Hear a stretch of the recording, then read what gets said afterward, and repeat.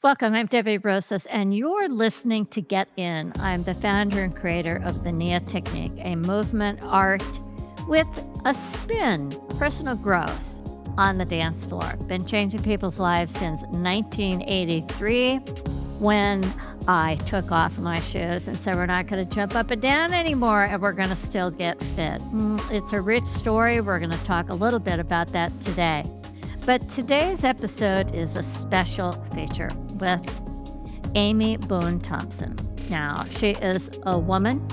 She had a dream, a vision, and she has a long-held standing for fitness, health, and well-being, and she's a visionary. Her role in owning Idea Health and Fitness Association, big role, you can just imagine. She says, I never, ever thought it would be possible. But it did become possible. There was that moment, that spark. Maybe you've had a moment, a spark, where you just thought, is that possible? And then all of a sudden it became a reality. That was back in, I think, 2019 for her. Now, I first met Amy at IDEA, the IDEA World Fitness Convention, right after COVID. It was the first one back. And I have had a long-standing love and relationship with IDEA from the very, very beginning. I think I went to IDEA the second year they were even a business. And at that time, Peter and Kathy Davis were the owners. It was, as you can imagine, a time of explosion. And there was this moment where they turned us down, Carlos and I. They said, no, you can't come if you're not going to wear shoes. And we said, okay, then we're not coming. And they called us back and said, okay, I can come. And I'll never forget that. The opportunity from a fitness organization to be invited to share your work, your revolutionary work, it took a lot of guts for them. And Amy has guts. She's just like that.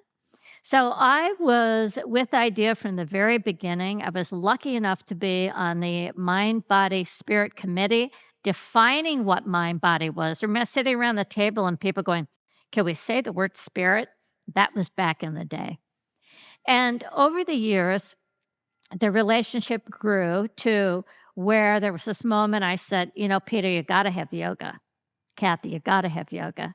You got to have Tai Chi. So over the years, these conversations kept growing so that eventually these other modalities that I had integrated into NIA Technique were offered as programming options to deliver people from a wide variety of fitness, more options, more ways to get fit and stay healthy. And I remembered watching Amy come out on the stage as the new owner at this first World Convention. People hadn't been together in so long. Everything was on fire. And I remembered seeing and sensing and hearing and saying, wow, I am looking at a real powerhouse here. I'm not just looking at somebody that bought a business and wants to transform it. This train is moving in a direction that the whole industry needs to go, and I'm part of that industry. That's why I call her a force of nature, innovator, mentor, visionary, shaping the new vision and future of fitness and wellness for professionals, fitness professionals, development of who you are in this field. Refining, maybe. Leading, yes. Carving new pathways, absolutely. A mother of two, dedicated leader, navigating personal professional life. If you've ever done it, you know it takes a lot. She thrives at the heart of fitness leadership. She's committed to fostering excellence, and she's beautiful, and she's kind. And I met her family, and it was like, wow, this is substance and good essence. She has an obsession, as she says, to improve the careers, benefits, and standards and opportunities for professionals and owners in the fitness field, with the gift of movement and wellness. She's dedicated to ensuring IDEA's platform, which is big, it's global, that it continues to make an impact and maybe an even bigger impact in professionals with a positive outcome for communities. Those are the people that we serve. Welcome, Amy. Thank you. Thank you so much. I'm so excited that we're finally making this happen because I know we've talked about it for quite some time. But thank you for having me. Well, I appreciate you taking out time from your busy life. So I want you to sit back and listen to this. Okay. Amy Boone, well, she embodies qualities of a master. I want you to think about this, a master leader. Personal experience in performance and growth, right? She understands what it means to be an individual on a team and how to achieve peak performance. She's done it professionally and as an athlete as well. She's an expert in practice and strategy. You have to when you take over somebody else's business, right? Even when you've been in it, takes a lot of strategy.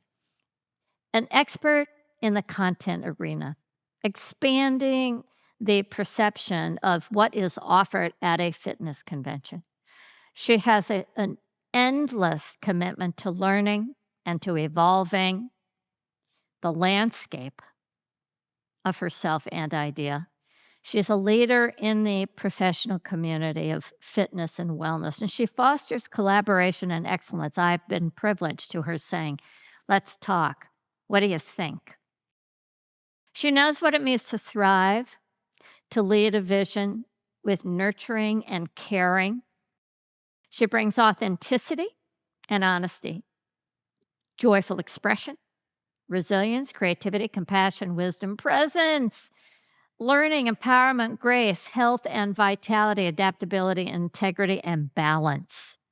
Boy, and if you've ever been on any kind of a sports team, you know balance is important, not only for yourself, but for the team as well.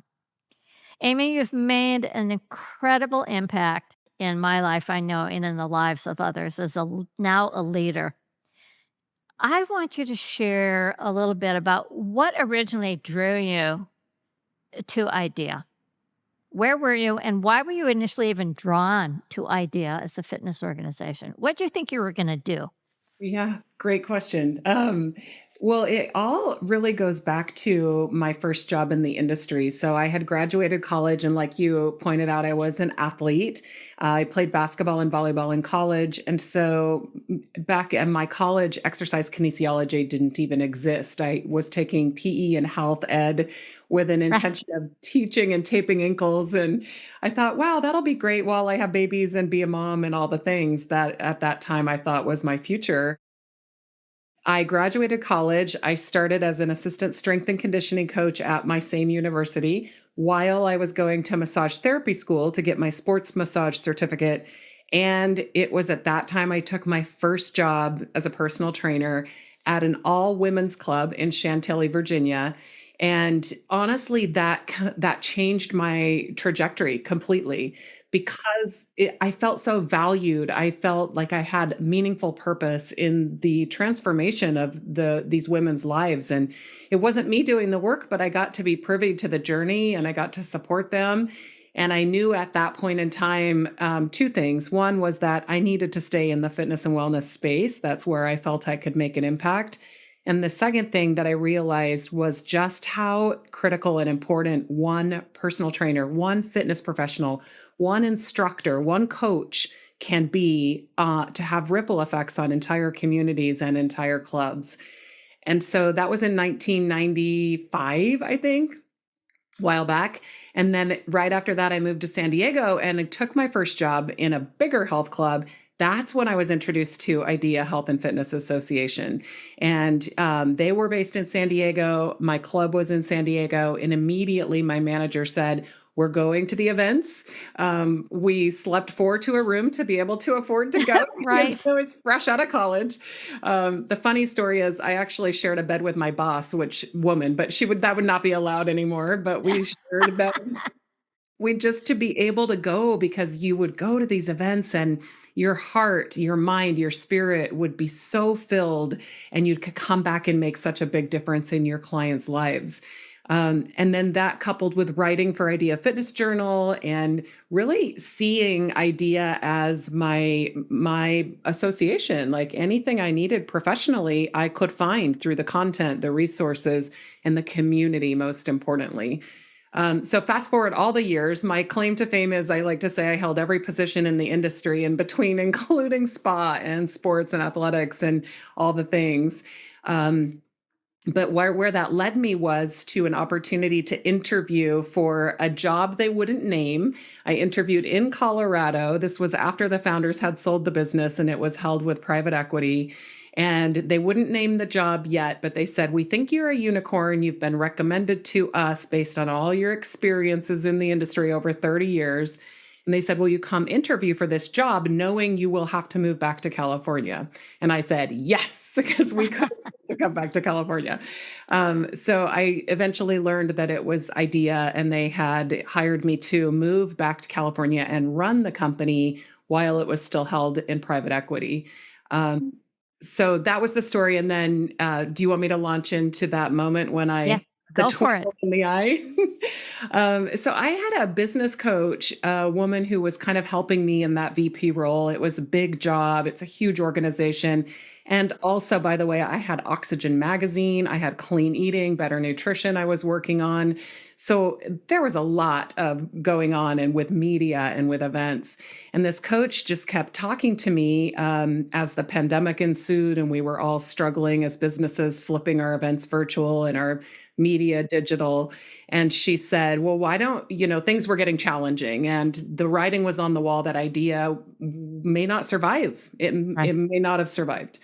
And she kept saying, "Well, why don't you just start your own?" in one ear. And then my husband's in the other ear saying, "Why don't you just buy Idea?" And of course, I was like, "Who does that? There's no way that's going to happen. Like, no way." Dreamers, dreamers. Yeah. No. And then sure enough, the next week in my meeting with my boss, the conversation came up, what's next for Idea Health and Fitness? And that was when I literally jumped out of my chair and I just said, "It's me. Like I know all of my experiences led me to this chair at this time and I'm the one who gets to have the honor of carrying this platform forward." And so I just threw it out in the room and said, "Please, can you find a way to sell it to me?" And then 8 weeks later, I owned it. When I heard you tell that story, and if you've never been to an Idea World convention, do it because it is so fun, and people from all over the world. But I heard you share that story, and I went, 8 weeks? Are you kidding me? But I think you've got little nuggets of wisdom that are so important. Number one person can make a big difference. One person can have a huge impact. And I think sometimes people think, well, I'm not big enough or why me, right? And so breaking down those barriers of resistance are important to create a future. Really, really important. Um, Also following intuition. Mhm. And I would have loved to have seen that moment where you said, it's me, right? That the unconscious jumping out of your chair and you're like, "What?" Right? And even, your husband, the union of the 2 of you, the beautiful yin yang complement, of energies, which is so beautiful. And him sending that wave of information in your ear, that's a possibility. And to feel that support from your family is so important. A role such as a VP and then odor of anything is huge. The hours and hours that are spent. It's never turned off, in other words, right? It's part of your skin.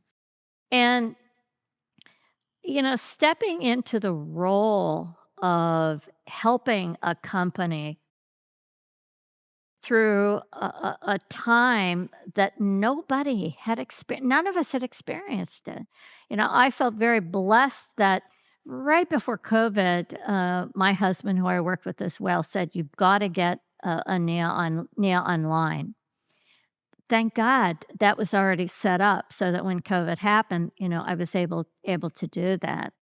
But that, is such a responsibility to help right a ship when it's sinking. But then to separate yourself and to take on the whole thing. That's Crazy. pretty amazing to me.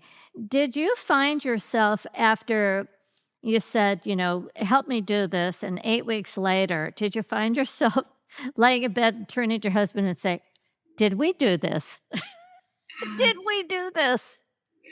It's been such a blur. I mean, honestly, we're coming up on my 3rd anniversary already, and Mhm. I still feel like it's such a fast pace. I'm so invested, and like you said, I say I bleed blue now because everything I do is about idea. It's our whole Yeah. life, my whole family's life. It has to be. Yeah. And just like when you start a brand, you become that brand. And I don't think there was again a better person or time for me to step into that role, given that my children were getting older. Just all the stars seemed to align for this to happen. But I really love what you said about, it was true. I knew I had the support of my husband and my family. I knew I had the support of my best friend and business coach. And so I knew that, you know what, even if we failed, at least I knew I was doing the right thing for the right reason. It was my purpose. And I believe so deeply in this community of fitness professionals and the work we do for other human beings that even if this association doesn't live on, some iteration or version of it will. Like it will, there needs to be a community where we all come together. And that's what this platform is. Well, the connection, human connection is so deeply important, and there was no industry, right? When as you said, when you started, right? The same, for me, there were no gyms. There was no industry. So it developed, and I believe that it's even more important than ever for everyone to align themselves with a community that can provide them support and education. Now, you have to, first of all, become a member of Yes. IDEA, right? Yes. Just like Yep. with NIA, we have training and people do training, they become a member. And you look at that membership to provide the support that you need.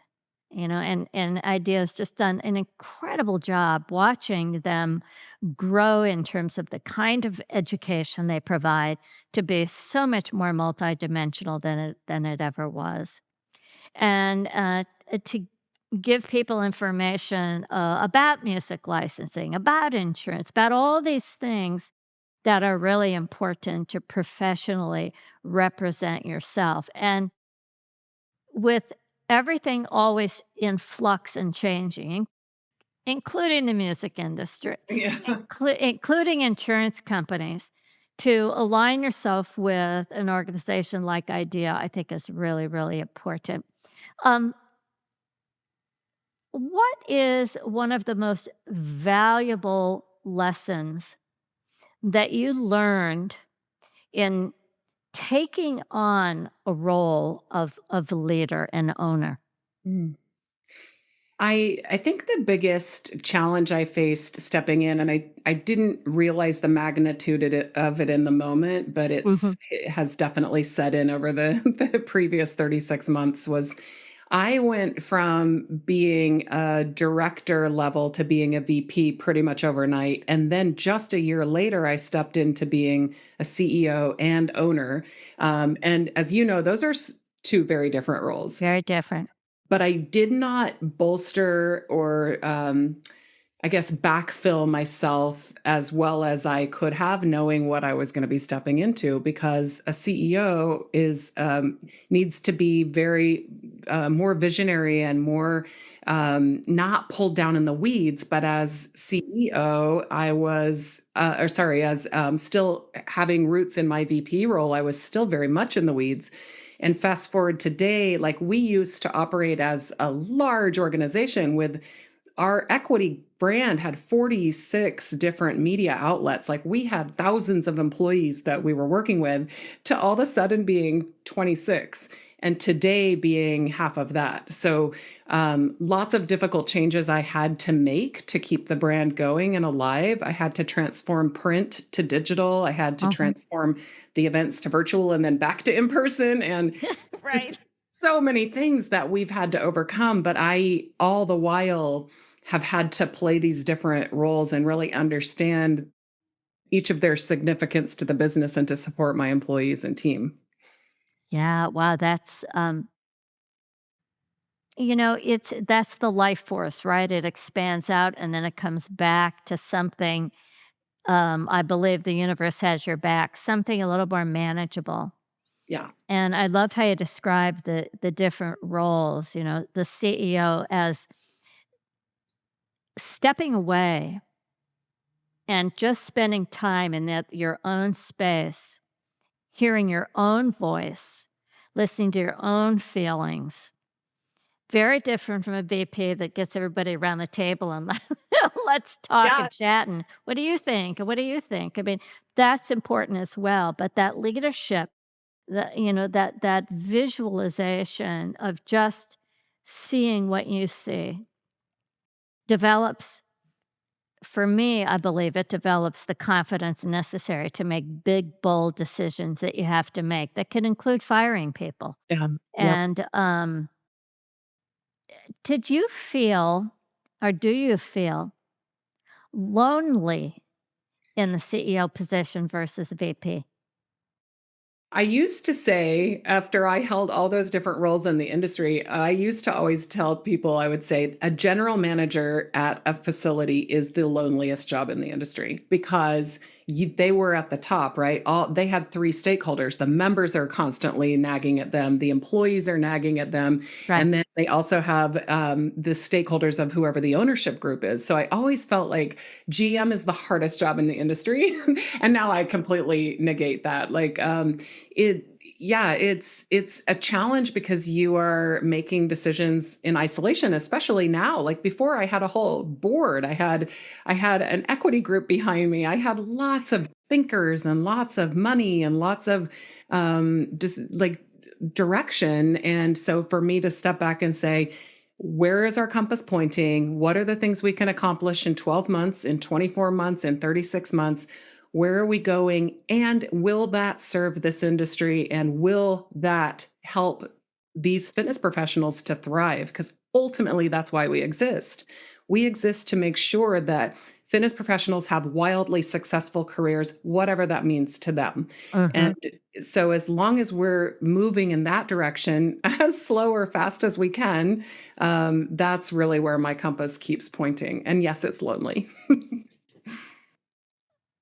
Um, did you or how did you deal with um, anger, criticism, judgment?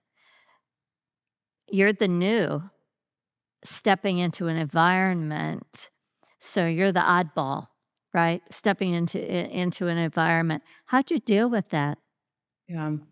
I I know I have haters even today, and I lead from an authentic place. I'm always just going to be Amy. I just go I'm just Amy on the block. Like I'm a fitness professional, and so I lead with that perspective, and it may not be as polished as some people prefer. I don't have a degree in business. I don't have an MBA or a doctorate. I grew up in the weeds in this business, and so I have gaps in my own learning, and I know that for some people, they would look from the outside and say, "Well, how could she? Why her?" And then also because of the difficult decisions we've had to make to keep this platform brand going, Yeah. I get a lot of haters, but I actually call my haters when I can. I have some good examples during the pandemic when we were kind of being beat up and just picked on based on things we were or were not covering. And it was people weren't addressing it to our face. They were doing it through social media and through Yeah. comments. So I would call those people and ask for a meeting. And when I always find if you can deal with issues face to face and people really truly know your perspective as well as me understanding theirs, you can solve problems that way. So that's how I overcome haters when I get the opportunity, but I know that there's jealousy and I know there's haters. And hey, you know what? If anyone could walk in my shoes, they might have a little bit of empathy and different perspective. You And know, the law of polarity, you're gonna get both of it, right? This that's you right. remind me of a great book. It's called Calling Out and no, Calling In, and it's Oh, about calling out and calling in. It's by Loretta Ross. I don't know if you've read the book or not, but it's exactly what you're talking about. It's important to call out what's your opinion, but then call in a conversation. And that's how things change, right? Through a my husband always says nothing happens without a conversation. that's right. And it's absolutely true. Um, with with with your vision and with where you have come from, where the world today is, and you look at least in the US, a world where you turn on the news and you're inundated with take this medication, take that medication. What do you see as an emerging voice of our industry that could kind of point people in the right direction of self-care? I remember you and I having this conversation when we first finally got to meet after the chaoticness of the Idea World event. And I think that we're aligned in this perspective is that our industry for a long time went so far to the extreme of the hit training and heavy lifting, and this is the only way to be fit, or the high impact type of exercise. And so where I know we aligned is on believing that fitness is truly just movement, and that it really is about one step at a time, and really encouraging people to take that first step and to find the beauty in movement and the ability in movement. And so I don't know if I'm going where I thought you would go, but the I had a conversation about semaglutides last night at dinner. There were 5 girls at the table, and 3 of them are taking semaglutides, and they're all my age, Wow. some with some pounds to lose, but I would Right. not call them obese by any measure.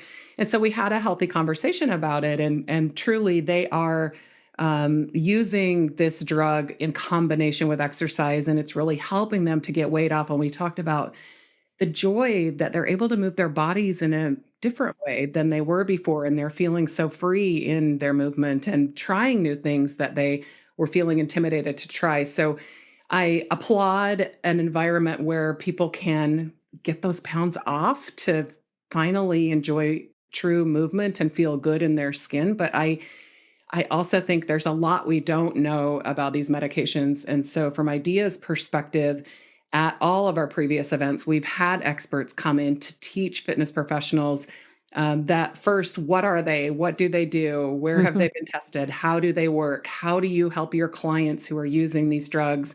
And how do you work with their professionals as part of the health continuum team to support them in their weight loss journey, regardless of how they get there? But anyway, I went in 2 different directions, but No, I think, we're talking about emerging trends, right? So what is emerging? Many more drugs that support weight loss. People want weight loss for many reasons. And certainly, as just like I would want to be aware of a diabetic in my class, this is also something, to be aware of. Do you feel that the clubs, let's separate the clubs, different from the personal trainers and the fitness professionals that come in generally with a tremendous amount of knowledge and a lot to offer in terms of education. Do you feel that the clubs themselves integrate enough with the education that's provided? I think we were headed in the right direction until the pandemic, and I feel like we've slipped backwards by a Okay. long stretch. And I'll give you an example. A lot of brands have let go of their whole middle management, meaning there are no group fitness managers, there are no personal training managers. these instructors and coaches are expected to point directly to a GM who knows nothing about their job, has never been a fitness professional in most cases, and really is just a scheduler and a payroll support. And so I think really what's lacking and where we can fill a void is we can step in and provide our platform of 900 courses and 15,000 articles and help these professionals have a place to go get knowledge. It is their knowledge base, right? They come to us for this research and science and true trusted resource. So I do see that a lot of clubs have slipped backwards due to resource. I don't think anyone thought, "Hey, we don't want any knowledge in the house." They just it was due to resource, but that's the effect of this is when you lose oversight and you lose guidance and you lose coaching and you don't have a mentorship system in place, that's where it can become a slippery slope. Absolutely, absolutely. Well, you know, um, I know that you have aligned, with ACE, and, I wrote you right away, and I was upset because as someone who's been in the industry as long as I have, could no longer, present at the World Idea. I don't have a degree. Ah, yes, we talked. And how do you sit in the role that you sit in, and you just said, "I don't have a business degree, and I don't have a this and that," and yet you know the knowledge and skill that you have.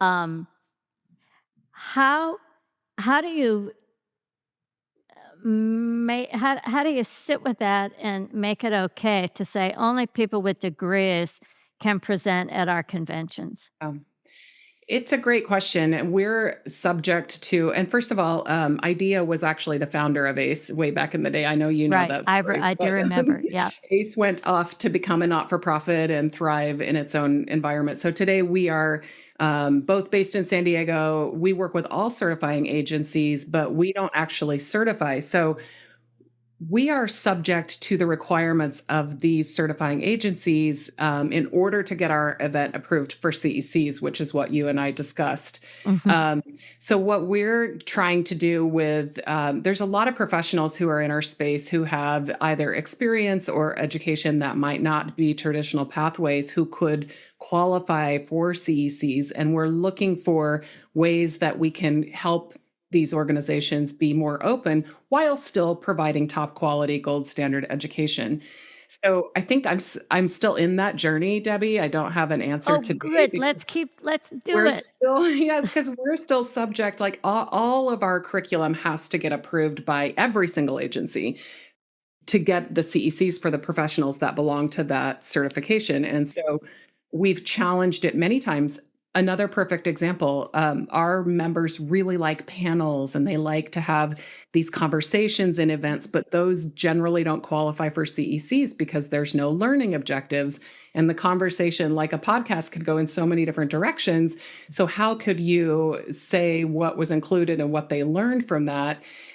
So that's another place where we pushed back and said, well, listen, these attendees are asking for this content. They like roundtables, they like panels, they get a lot of value out of that. So, is there a way that Absolutely. we can make those CEC approved somehow as well? So, there are still, this industry is far from perfect. And like I said, I think we all have to keep asking the questions and pushing the boundaries to figure out where we go from here.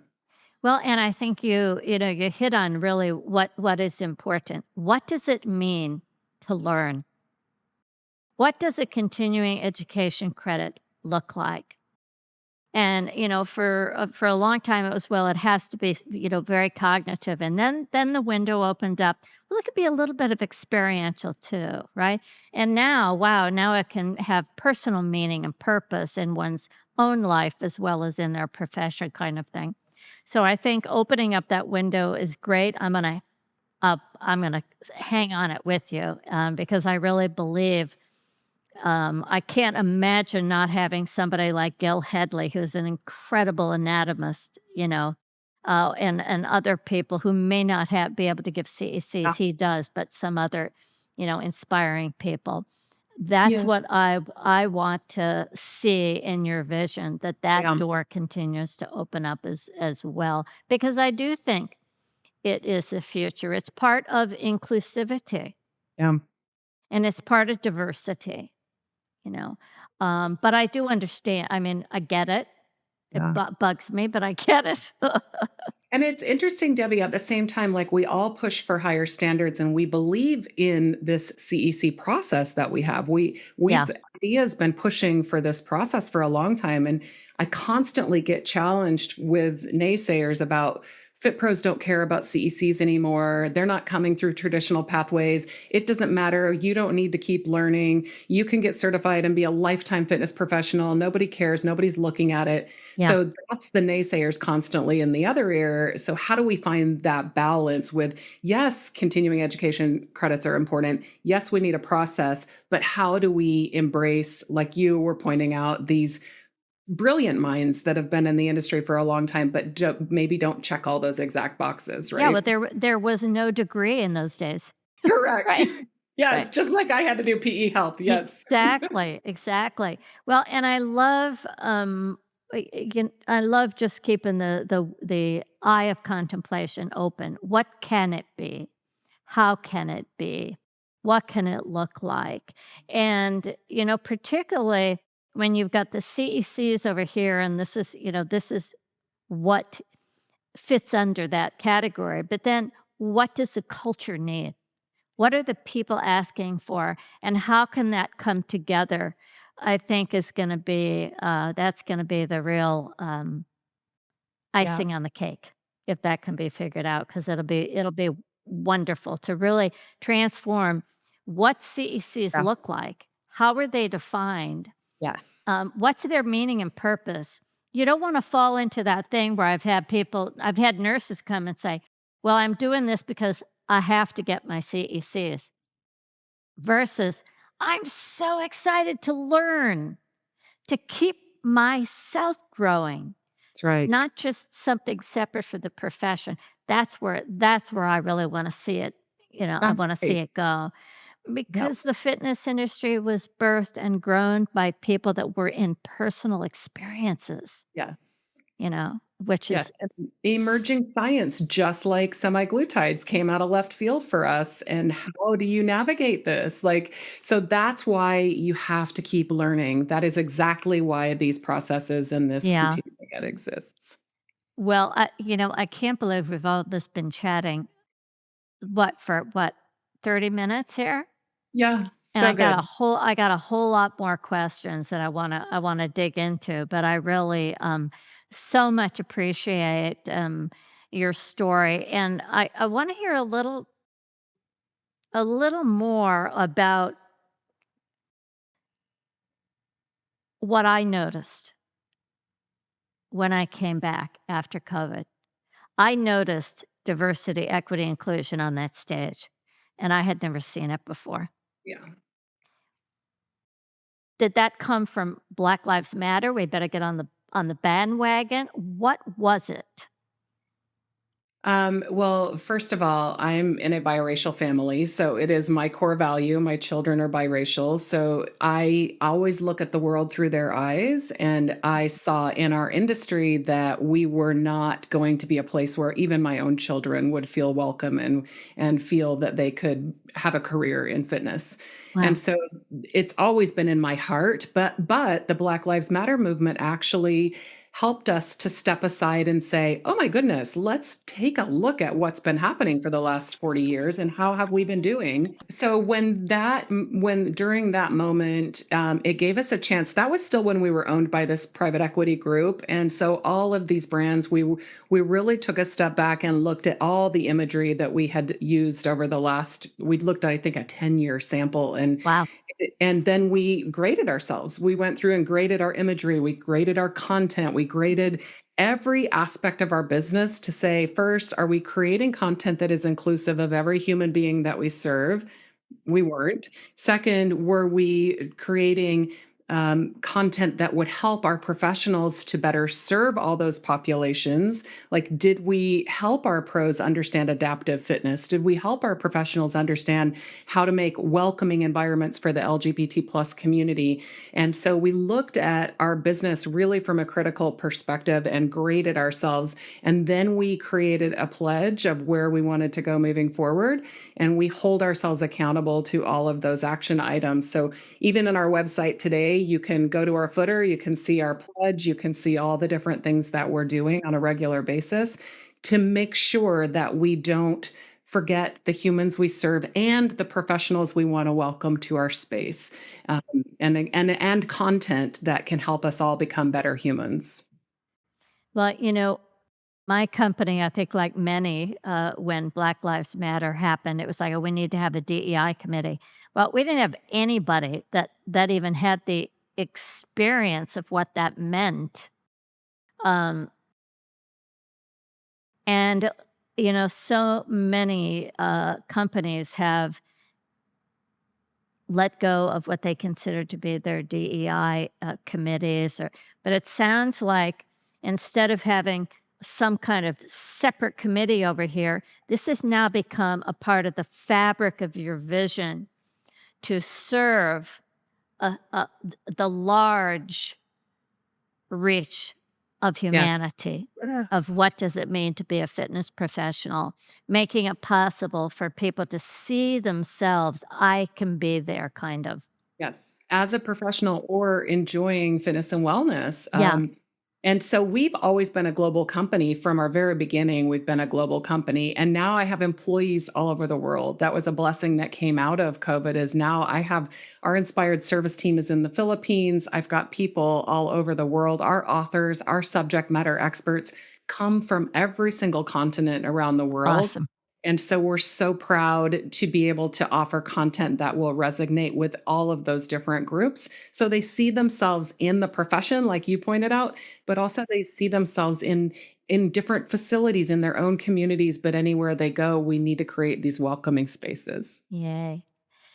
When you think about, creating a healthcare continuum, to educate and regulate quality and consistency in the profession, what does that look like? So my example, I've actually been in a club where we practice this on a regular basis. And so a healthcare continuum could with fitness professionals could look like we are the front line of defense, if you will. We're the first responders. We get the day to day interactions with so many different hundreds, if not thousands of people. And we get to be the ones that, when someone gets injured, we get to take them on their next step, whether it's unfortunately to an emergency room or to a physical therapist or to some other allied health provider. And we get to assist that person through that process, not that we're overstepping any scope of practice. But if I'm sending a client or someone who gets injured in my class to that next provider, I'm following up with them. I'm knowing what their protocol is. Do they need to be off for 48 hours, for 4 weeks, whatever their protocol is? And then I'm going to help integrate them back into the club. So if they go out for an injury or if they go out for an illness, I'm a continuum. So hopefully they overcome that and they come back to the facility and enjoy movement again with maybe some modifications or limitations. So to me, that's the continuum in its most practical piece is that Mhm. we as fitness professionals, we get to assist people through their entire career fitness journey. And sometimes that means handing them off to another professional, a Right. mental health professional, a nutritionist, a behavioral someone, a psychologist. Like there's so many allied health professionals that we can work hand in hand with to help the holistic well-being of that person. And when I saw this and I went, "Oh god, the healthcare continuum," it reminds me of the work I've studied by Aaron Anastosky called salutogenesis, and it's about a health ease continuum. And he studied rather than looking at disease, he looked at health ease. And there were 3 elements that in his methodology I think are so great when you're working with anybody. Understandability. Do they understand what I'm asking them to do? Manageability. Can they manage it? Yeah. And then meaning. Does it do they do they find the meaning and purpose in their personal life for why they're doing what they're doing? And, when we were talking about continuing education, for me, this is what I look for in continuing education. It has to have meaning and purpose in my life and in my profession. Otherwise, you're right. I'm just doing it to get it out of the way. And that's not um, using my life force energy constructively or I agree. consciously. Yeah. And I love this idea of healthcare continuum, and I think it could become part of continuing education. It has to. It has to be part of healthcare. It has to be part of the continuum. The education has to be part of that, I think, anyway. Um, did you get pushback when you changed and all of a sudden you had more inclusivity exposed on the stage? Did you get pushback from anybody? If people had pushback, I think the only thing I can say, again, probably people spoke in their own mind or behind my back, but I would say the only pushback I got was that all of a sudden there were less opportunities for people who typically had speaking spots, who were the Ah, same, who had been gotcha. there every year. And we made a conscious commitment. We do every year now moving forward that we use matrix of really evaluating every presenter, Yeah, their background, who they represent, and the content they're providing. And that meant some people didn't get to be on stage that year, or some yeah, people didn't get author speaking spots because for so many years they had had them all. And so I think that was the place I've had pushback. And even myself, I was writing and presenting for Idea for many years, and then all of a sudden and I didn't get those jobs anymore, and it stung at first, but then I realized that we have to hand the baton to the next generation. We have to absolutely. give the stage. We certainly have a lot of knowledge, and there's great value in wisdom, but there's our responsibility in this industry is to pass it on, to pay it forward. Pass it on is what Elaine Lelaine says all the time, but that's our job is to pass it on, pass it forward. And so Ideas stage and our author spots we are committed to giving a percentage to incoming presenters who are new, who've never had a chance, and also to make sure the presenters are diverse in their thought and in their backgrounds. Yeah, that's smart. That's the way that you seed the pot, right? And you're continuing to have new growth, and Exactly. definitely to attract the younger audience. There has to be the younger voice. There has Yes. to be, right? 100%. And certainly the diverse voice is the voice that we want. If we're going Yes. to really talk about affecting every human being on the planet, right? There are so many different sizes, shapes, and Yeah. skills, and all of that stuff. How has your family had to adapt to this new role that you've taken on? Do you So cook less, in other words? yes. Well, so when my babies were little, when I had a 2.5-year-old and a 5-year-old, my husband and I made a decision. That's why we landed in Colorado, as we said, we want one parent to be home with the kids Wow. and one parent to be in the workforce if we can. So we moved to Colorado and we said, okay, whoever gets the best job first is going to go to work and the other person's going to stay home if we can make that work.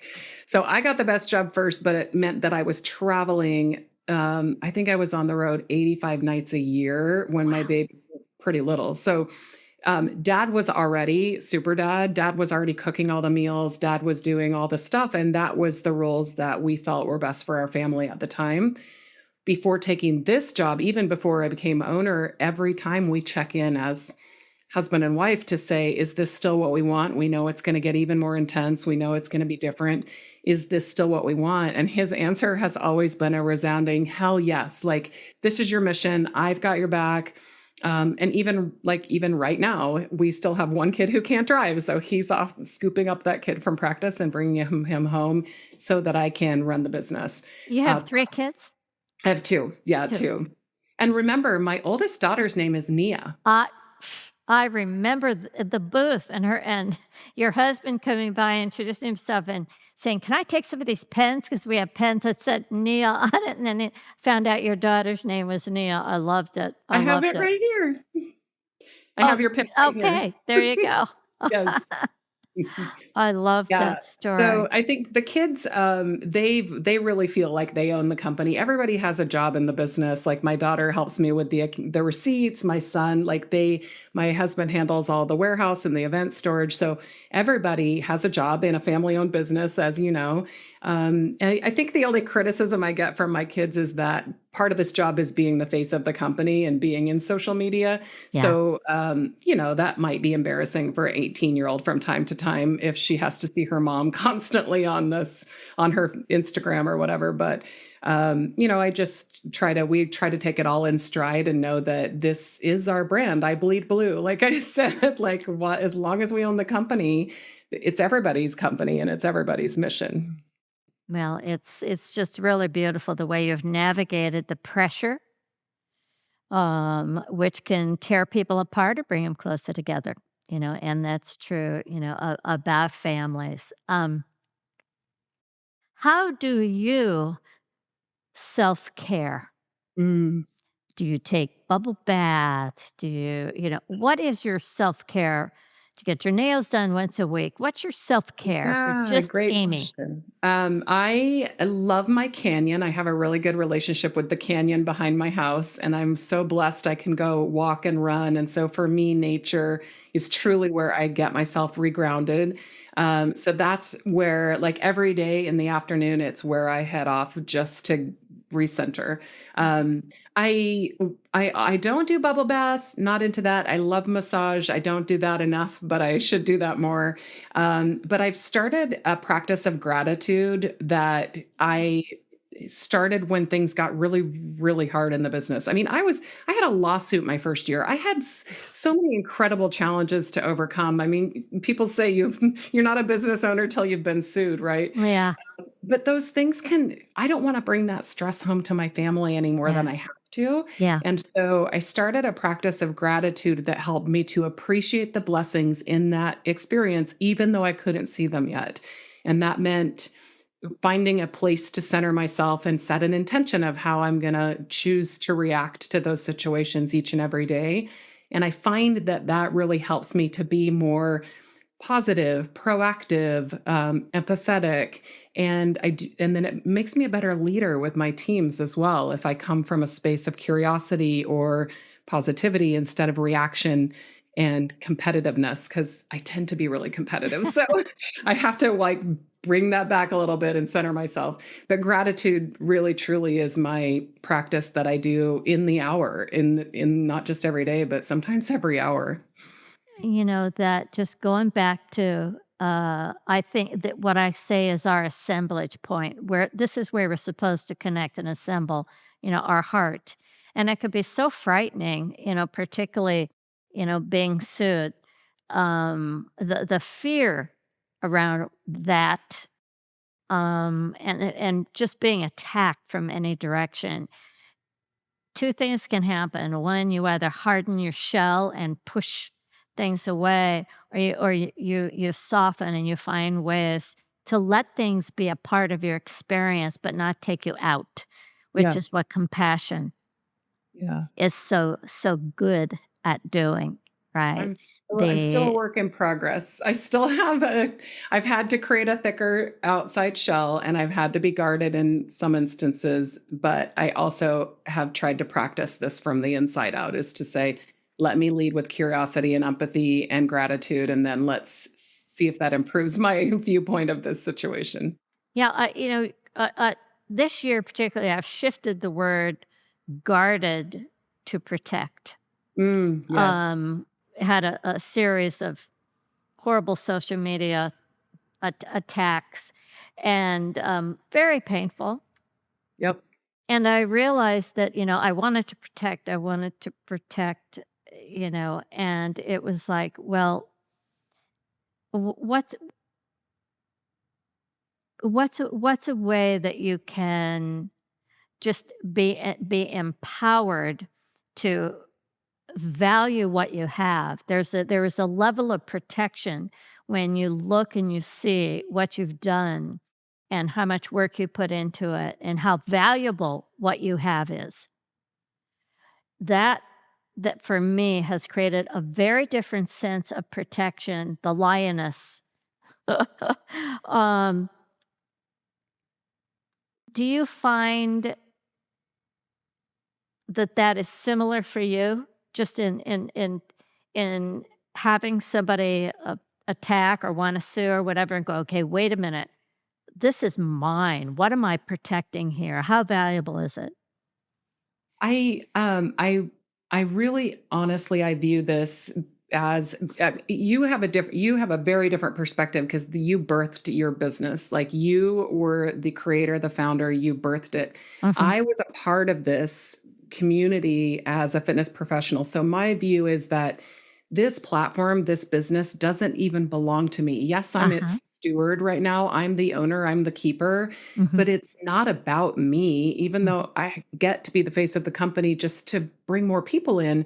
But mhm, it's truly, the platform exists for all of us. And that's why I have to keep it alive. So whenever I get defensive, that's what I come back to is this, it isn't about it being my baby or feeling protective that I have to protect it from that viewpoint. It's yeah, feeling obligation that I need to carry this platform forward so that it will exist for future generations. yeah, And that changes my mindset completely. But then honestly, I mean, it is our family's livelihood and life and well-being. And so there's that. Like, yes, I have to protect that from a financial and resource perspective, but truly to let the association live on is what's in my heart. well, it sounds like you have, a spiritual commitment, Yeah, and you take that responsibility, um, personally and professionally into the fabric of your life. I do. And, I have this thing, it's not about me, it's about we, it's about us, right? And you're in that us place. And that's a very big responsibility of expandedness. That is a circle where you're letting so many people into your circle, your family. That's a very big net to to throw out and capture. I admire you for doing it. It's a really, really big, just a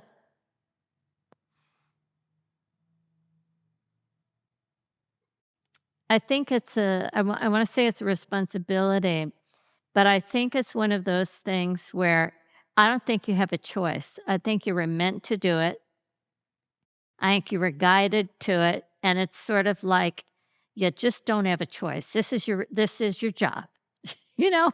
Yeah, This it is your purpose, I guess, is what I would say. yeah. You stepped into it, and here it is, and it's like, now, put the big girl panties on and let's get to work and That's right. do the job. That's right, and surround myself with people who can guide us forward because, like, I know I was put in that chair that day for a reason with all Yeah, the experiences I had had, and it aligned. That was when I realized that my purpose, I always believed in that I, as a being a fitness professional, I already told you, you can reach one person, 100 people, or millions of people. But as a manager or an owner, if you're invested in those professionals, then that compounds tremendously because now you've got a team of fitness professionals. uh, So the ripples became bigger, more to tidal waves, and that's how I see IDEA is just that. Now I just have bigger ripples and tidal waves where we get yeah, to impact fit pros all over the world who can impact millions to move and to have healthy lifestyles. And so again, it is a responsibility, yeah. but it's one that I truly believe was my purpose and always has been. I just didn't see it. So I'm going to ask you to vision and dream. Okay.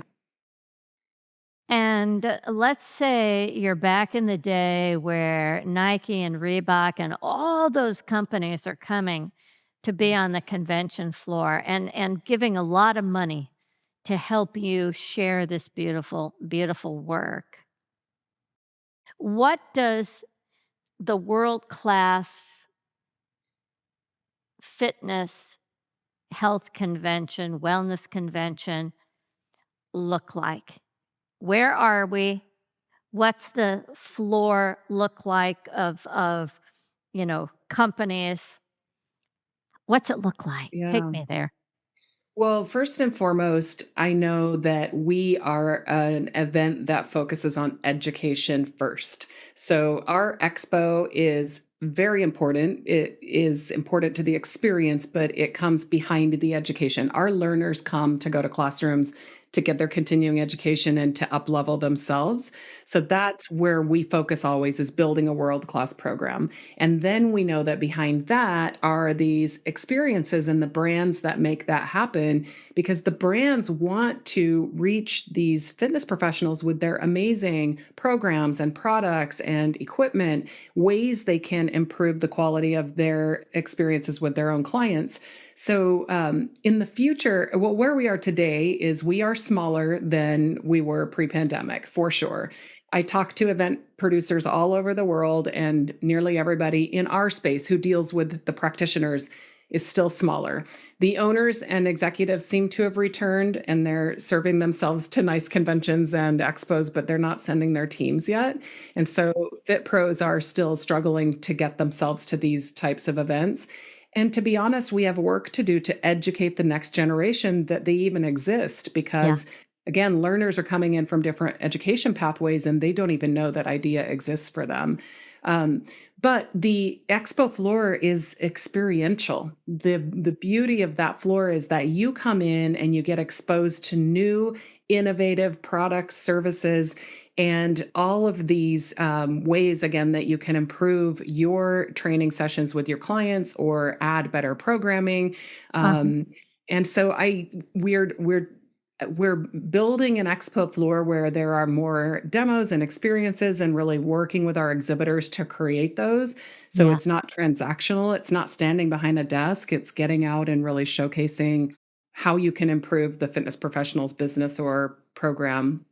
Um, but we have, gone through a lot of introspection over the last couple of years, and especially now that we're out of our pre-pandemic contracts and we are in a venue that will be right sized to the number of attendees and exhibitors who are coming.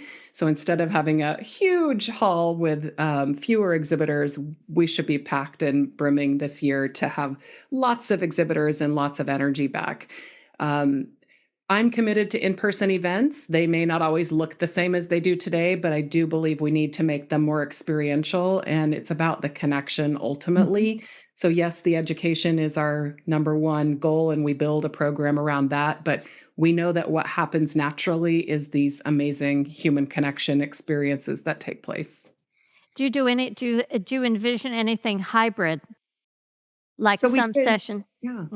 Mm. So we just did that with our collaborative with American College of Sports Medicine. That event was in person, and then after the in-person event, there was a whole track that was online only. Okay. And so it was really interesting because some people bought both tickets, like they came to the in-person Yeah. and they went home and took the online. But the advantage of online is to be able to revisit the content, of course, and Exactly. so there's some advantages with that. But the disadvantage is that you don't really get that hands-on and be able to apply the knowledge in the space with the instructor, Yeah. and also the things that you learned from other people in the class, and the questions that can come up in a live instruction that you may miss out on in an online learning. Well, I can't thank you enough, and everybody, July 17th through 19th, Idea World and Fitness in Sacramento, California. Where is that gonna be held in Sacramento? At the convention At the center. conven that's a great Yeah. convention center. Oh, it's so great. Yeah, So easy. You can fly right in. You don't need a car. Restaurants all around all us. The around. host hotels are directly across the street. It's really going to be really special. Yeah, years ago, we did a Mind, Body, Spirit conference there, and, it's a great, great venue, everybody, and Amy's right, restaurants around, it's wonderful. You'll love it, don't miss it. Well, Amy, I wanna thank you, and, gosh, I just wanna stay in touch and keep our collaboration going, and uh, I already see that, your vision has taken off, it's moving. It's moving in the direction that is gonna fulfill, your heart and your vision, and, there's nothing more important to changing the world and changing people than education. And I always say, we're in the business of our body and life. We just don't know it. And so Yes. when we're talking about, fitness professionals, this is an opportunity for anybody to think, maybe that's me. Maybe it's a time in your life where the kids are gone. Age is not a barrier. Yeah, Wanting to agree. help people, wanting to share education is important. And this is a great way for you to become a member with an organization that is top notch, that just may tickle your curiosity a little bit and get you stepping into that role of helping people change their lives. It is an important thing. Where can people, what email, what kind of link do you want to share with everybody? Sure. So I know we'll put them in the show notes, but Idea is Idea Fit on Facebook and on our URL and on Instagram. And then I prefer to connect through LinkedIn. It's my favorite place. And I'm Amy Boone Thompson, Boone. And then Debbie, I just want to thank you. I didn't get to say it in the beginning, but I truly believe that you are a legend and in this space. And I'm just getting to know you and the impact that you've had in this industry. But truly, what you've built is touching so many lives, and you're helping people experience the joy of movement at its simplest form, but also how to connect with their love of dance and with their love of just freely moving in their body. So I've just broached the very beginning of getting to know the NIA technique and to getting to know you and your team. But I want to thank you for all the tremendous work you've done in this space. Well, thank you. It's a joy. I love the fitness industry. That's where I came from.